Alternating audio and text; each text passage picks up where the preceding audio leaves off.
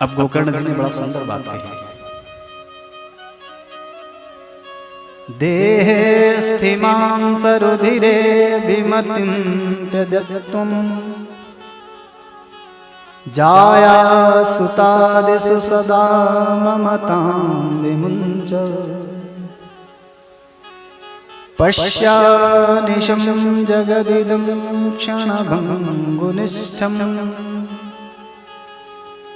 वैराग्यरागरसिको भवभक्तिनिष्ठः। पिताजी, आप कह रहे हो कि ये मन संसार में बंधा हुआ है और इस बंधन को तोड़ना अत्यंत जटिल है।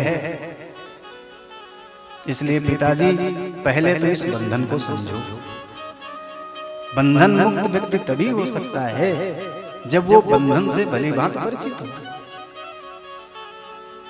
जब कोई व्यक्ति जब तक ये नहीं जानेगा कि वो किस चीज से बंधा है, तब तक वो बंधन मुक्त होने के लिए कैसे चेष्टा करेगा।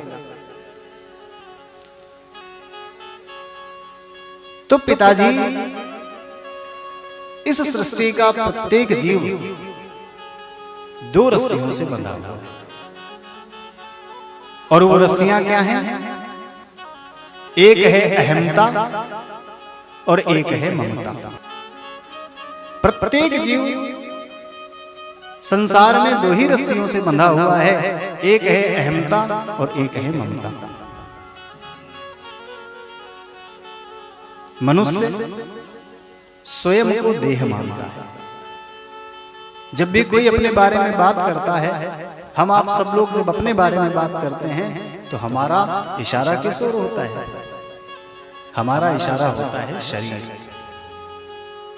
मैं के नाम पर व्यक्ति शरीर को मानता है और शरीर से ही अहमता का जन्म होता है, जिससे व्यक्ति आजीवन बंधा रहता है। और दूसरी रस्सी है ममता। देह से उत्पन्न जो नाते हैं, रिश्ते हैं, मनुष्य उनकी ममता में बंधा रहता है। तो संसार में जीव को बांधने का काम दो ही रस्सियां करती हैं, एक अहमता और एक ममता।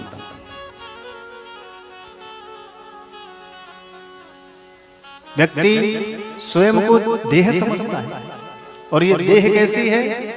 देह अस्थि मांस रुधिरे।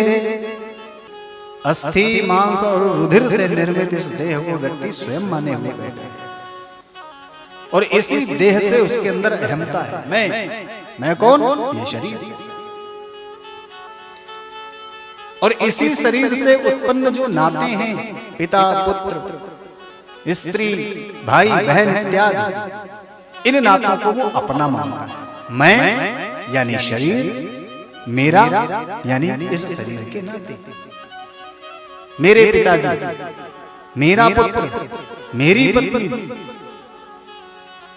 शरीर में जो उसका ध्यान है, उससे उसको अहमता हो रही है और शरीर के नातों में जो उसका मोह है, उसे उसको ममता हो रही है। और ये दोनों रस्सियां ही उसे संसार से बांधे हैं। इसलिए पिताजी, देहे स्थिमां सरुधिरे विमतिं त्यजत्वम्। इस अस्थि मांस रुधिर से बने हुए शरीर की अभिमति का त्याग करो। ये शरीर मैं नहीं, जीव का स्वरूप ये शरीर नहीं है। शरीर तो क्षणभंगुर है, शरीर तो नश्वर है। उदाहरण से देखें, विचार करें कि आप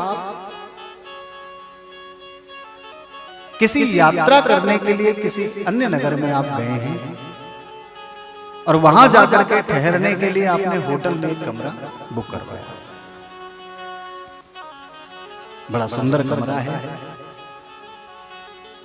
अत्यंत सुख सुविधाओं से वो युक्त कमरा है। आप गए, जाकर के आपने अपना सामान रखा, कमरे को देखा, उसकी साज सज्जा, उसकी सुख सुविधाओं को देख करके आप बड़ा प्रसन्न हुए और क्या कहने लगे? देखो ये मेरा कमरा है।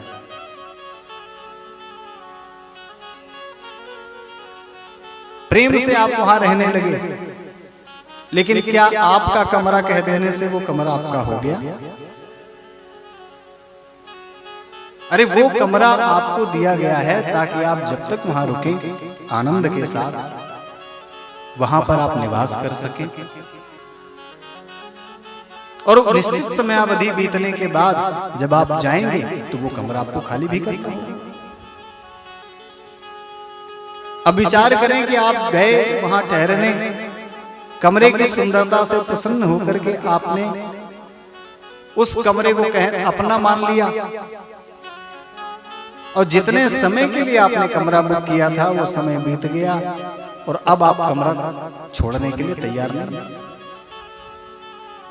तो क्या होगा? क्लेश ही होगा।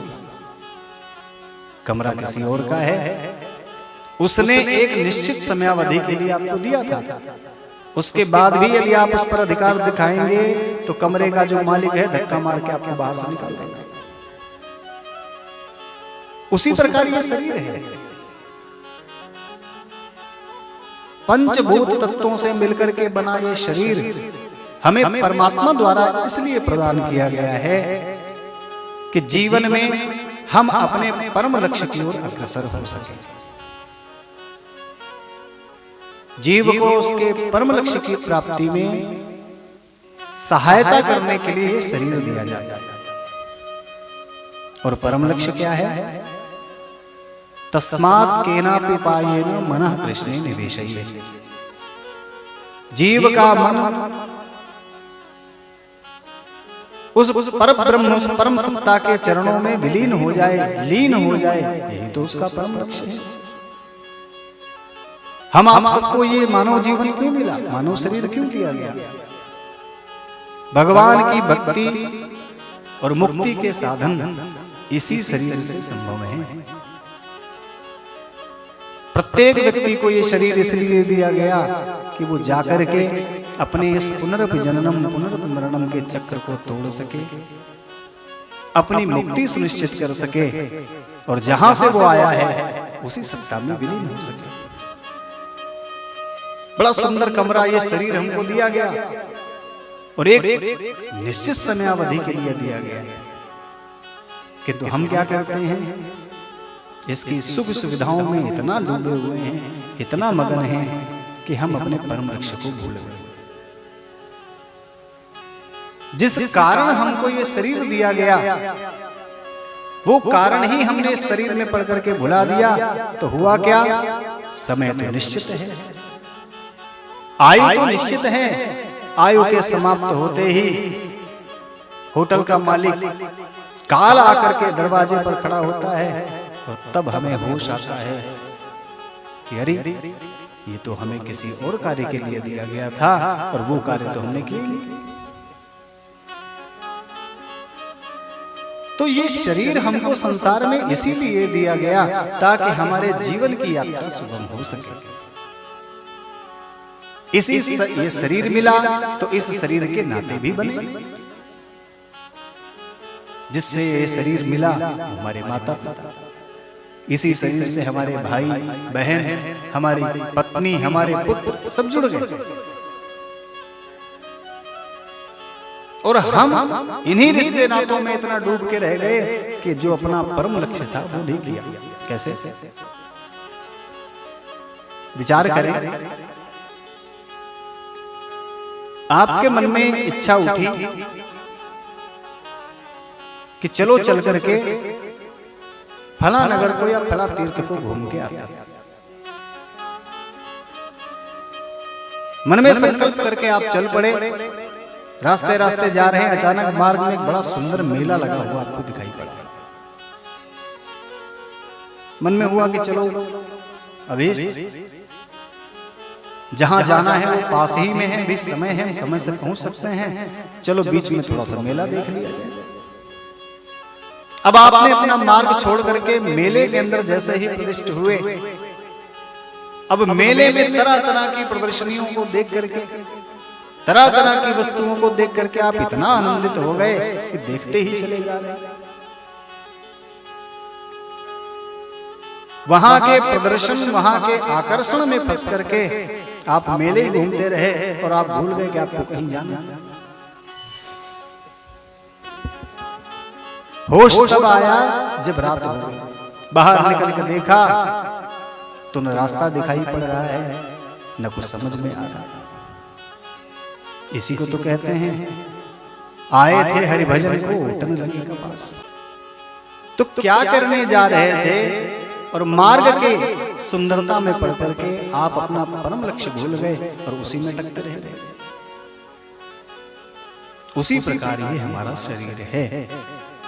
ये शरीर हमको मिला ही इसलिए है ताकि हम अपने परम लक्ष्य की प्राप्ति कर सके और हमारा जीवन सुगम हो सके। इसलिए हमको ये शरीर से संबंधित रिश्ते नाते दिए गए। लेकिन व्यक्ति क्या करता है, रिश्ते नातों में ही इतना उलझ जाता है कि पता ही नहीं चलता कि कब शाम हो गई, कब मृत्यु का समय निकट आ गया। और चूंकि इस शरीर से कोई उचित कार्य उसने किया ही नहीं है तो इस शरीर को छोड़ने के लिए भी तैयार नहीं। शरीर छूट नहीं रहा है, सांसें क्षीण हो रही हैं। इसी को दुर्गति कहते हैं। इसलिए देहेस्तिमांस रुधिरे विमति त्यजतुम। पिताजी, इस अस्थि मांस और रुधिर से बने हुए शरीर की जो अभिमति है उसका त्याग करो और जाया सुता दिशु सदा ममताम विमंचित। ये स्त्री है, ये पुत्र है, इनकी ममता से आप विमुक्त हो जाएं। पश्यानिशं जगदिदं क्षणभंगुनिष्ठम्। इस संसार को क्षणभंगुर समझो। जिस किसी को संसार की क्षणभंगुरता का बोध हो जाता है उसका मन फिर संसार में थोड़ी लगता है। मन उसी वस्तु में आकृष्ट होता है जो विशिष्ट लगती है। और यदि आपको पता चल जाए कि सामने वाली वस्तु में कोई तत्व नहीं है, कोई सार नहीं है और ये तो नष्ट प्राय है, तो क्या मन उसकी तरफ लगे? तो मन में ये विचार करिए कि ये संसार क्षणभंगुर है। वैराग्य राग रसिको भव भक्तिनिष्ठ। एकमात्र वैराग्य के रसिक होकर के भगवान की भक्ति में लगे रहो। पिताजी, धर्मम भजस्व सत्यम त्यज लोक धर्मान सेवस्व साधु पुरुषान जहि काम कृष्ण। जितने लौकिक धर्म हैं, जितने लौकिक सुख हैं, उनका परित्याग करके ईश्वर के चरणों में मन लगाना ही सबसे बड़ा काम होता है। अब प्रश्न ये उठता है कि ईश्वर के चरणों में मन कैसे लगेगा? तो गोकर्ण जी कहते हैं सेवस्व साधु पुरुषान जहि काम तृष्णा।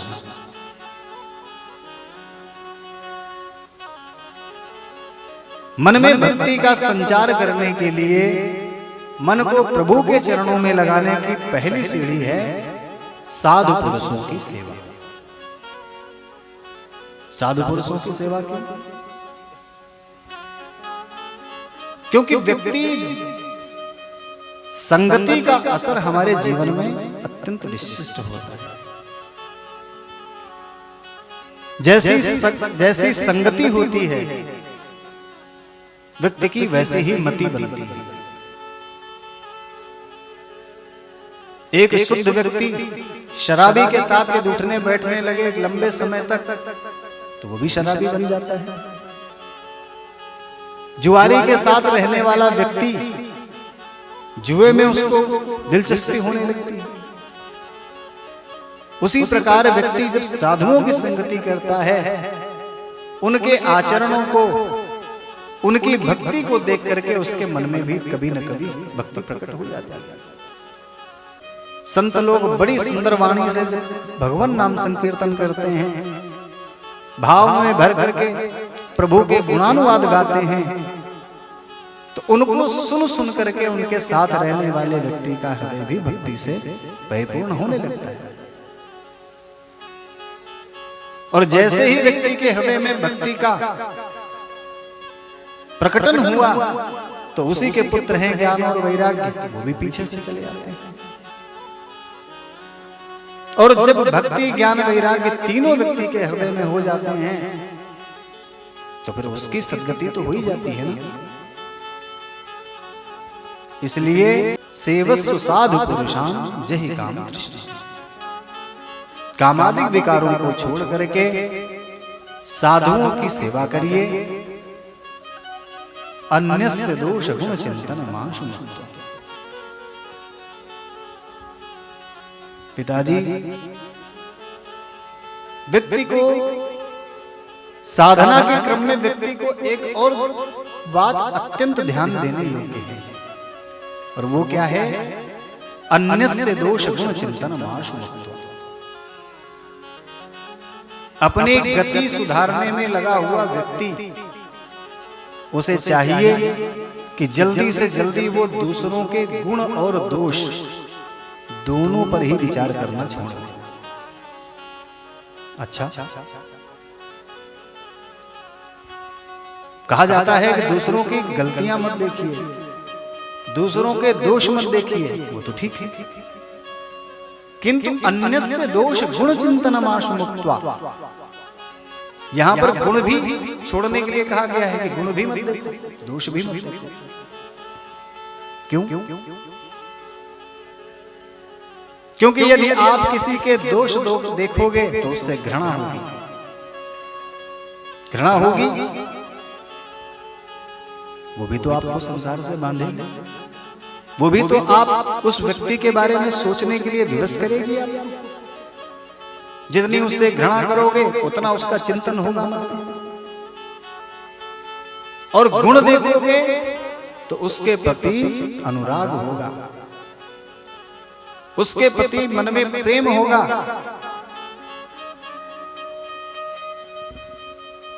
प्रेम होगा तो ममता रूपी डोरी बंधेगी, फिर बंध गए।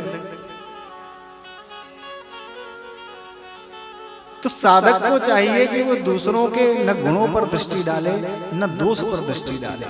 अन्यस्य दोष गुण चिंतन माशु मुक्त्वा सेवा कथा रसमो नितराम पिबन्तु। पिताजी, एकमात्र भगवत सेवा और भगवान की कथाओं का रसपान ही करें। पिताजी, यदि इन बातों पर आप विचार करते हैं और इनका अनुसरण करते हैं तो शीघ्र ही आपका चित्त स्वतः ही भगवत रसिक हो जाएगा।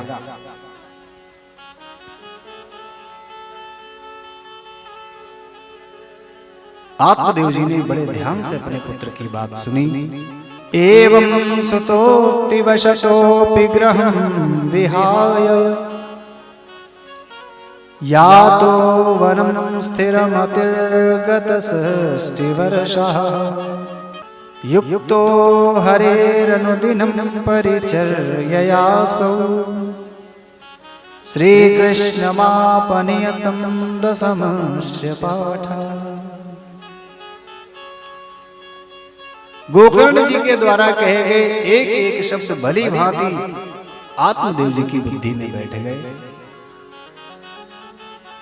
और अपने पुत्र के ज्ञान को आत्मसात करके आत्मदेव जी ने घर छोड़ दिया, वन जाकर के साधु संतों की शरणागति प्राप्त की। 60 वर्ष की अवस्था में वन चले गए। साधु संतों के साथ रहते रहते भागवत के 10वें स्कंद का पाठ करते करते उन्हें परम पद की प्राप्ति हुई।